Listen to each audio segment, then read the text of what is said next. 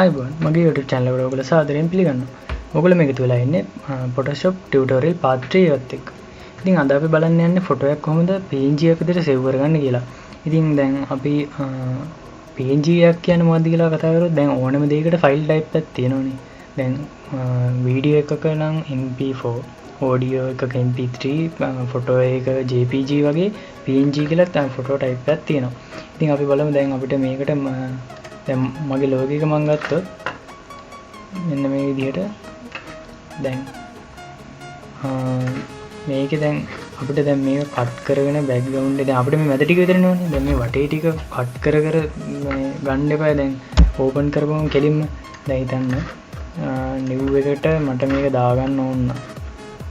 දැන් මේ විදිහට මේක සිලෙක්ට් කරලා මේ විදිහට කොපි කරලා දැන් මේ එන්න වැඩක් නේ මෙහෙම දාගෙන මෙහෙම දාලා ඊට පස්සේ තමයි අර කලින් කිව්ව විදිහට මෙහෙම කට් කරගන්න වෙන්නේ. කට් කරත් දැන් අර මේක දැන් සුදු පාට තියෙනවනේ.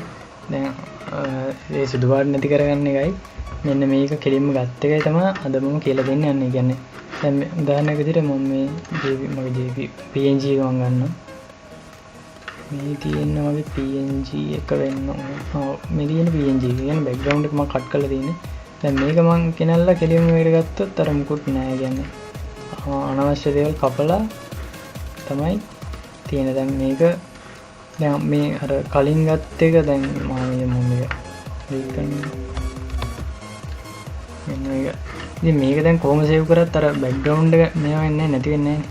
ඉතින් අපි මේක කරන්න කොහොමද කියලා බලමු.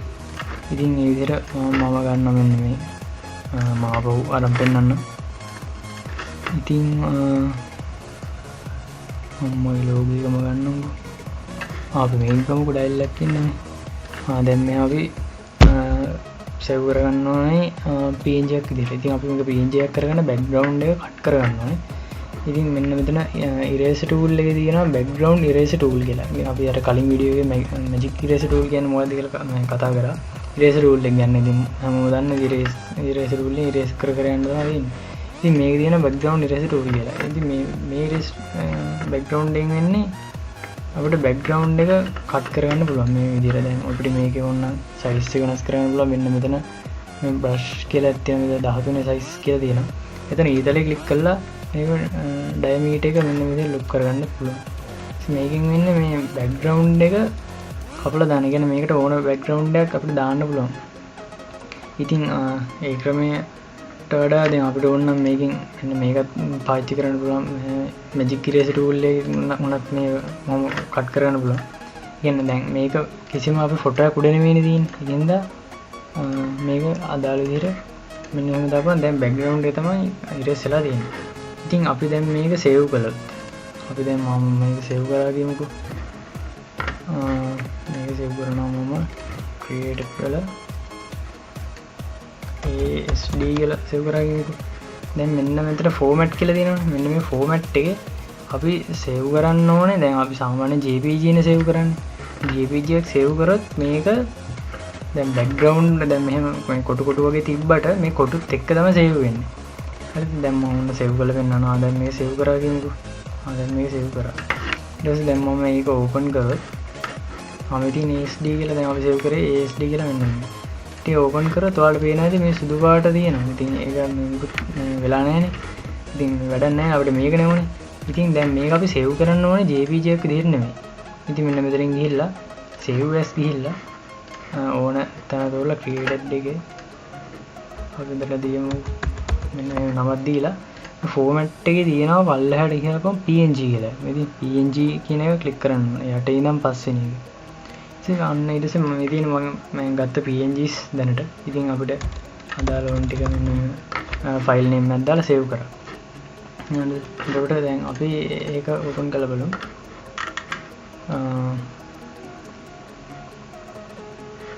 ඒක දෙවිලා නැද්ද?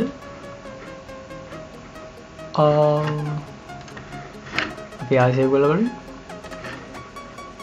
ඉතින් මේක PNG එකක් විදිහට දැම්මා.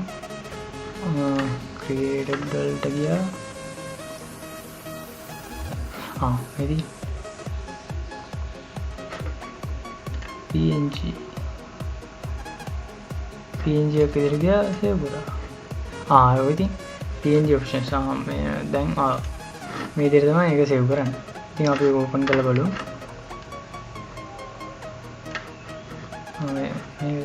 මේ තියෙන අපි save කරපු.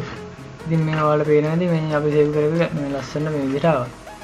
ඉතින් මේක දැන් කෙලිම අපිට YouTube ඕනෑවක් එහෙම අප්ලෝඩ් කරගන්නත් පුළුවන්. ඉතින් මේක ඕන අපිට දැන් අපි හිතමුකෝ මොකට හරි දාන්න ඕනේ කියලා. මේකට මේකට දාන්න ඕනේ කියලා. ඉතින් මේකට දාන්න ඕන නම් මේක ගියා කෙලිම ගියා. එහෙම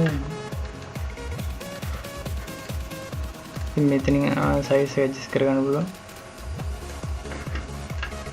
මේ විදිහට